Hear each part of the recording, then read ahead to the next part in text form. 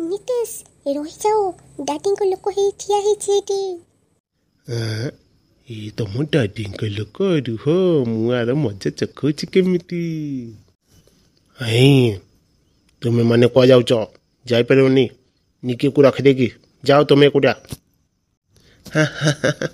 ଓ ଭାଇ କ'ଣ କି ପଇସା ନେବ କି?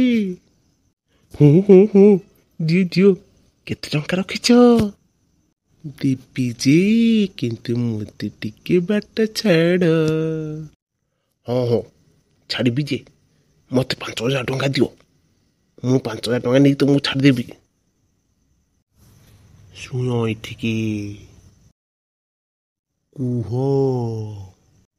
5,000 ଟଙ୍କା ମୋ ଘରେ ରଖିଛି, ତୁମେ ଯାଇକି ନେଇ ଆସିବ ଆଜି ସଞ୍ଜ ବେଳେ।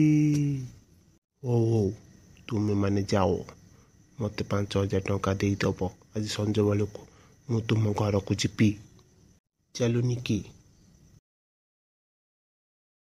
ବଢ଼ିଆ ହବ, ମୋର 5,000 ଟଙ୍କା ହେଇଯିବ, ଲାଭ ହବ। ଆବେ ହେଇ କ'ଣ କରୁଛୁ ଏଠି? କ'ଣ ଏମିତି ଆଖି କରୁଛୁ? କେଉଁଠି କ'ଣ ପଇସା ଖାଇଛୁ କି? ନାଇଁ ତ ବାବୁ, ମୁଁ କିଛି ପଇସା ଖାଇନି। ମୋତେ ମୋ ସ୍ତ୍ରୀ ଫୋନ୍ କରିଥିଲା, ସେ ନିତେଶ ଆସିକିରି ନିକିକୁ ନେଇଯାଇଛି। ତୁ ଏଠି କ'ଣ କରୁଛୁ ବେ? ଜଗିନଥିଲୁ କି ବେ? ହଁ ବସ୍, ମୁଁ ଏଠି ତ ଜଗିଛି, ଏଠି ତ କେହି ଆସିନାହାନ୍ତି। ଜଗିଛୁ ନା? ଚାଲ ଯା, ତତେ ପଇସା କିଛି ଦିଆହେବନି।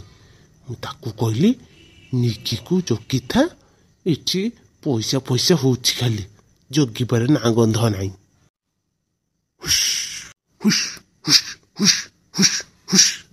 ନାଇଁ ବସ୍ ଛାଡ଼ି ଦିଅନ୍ତୁ, ଆଉ ଭୁଲ କରିବିନି, ମୋତେ ଆଉ ଗୋଇଠା ମାରନ୍ତୁନି।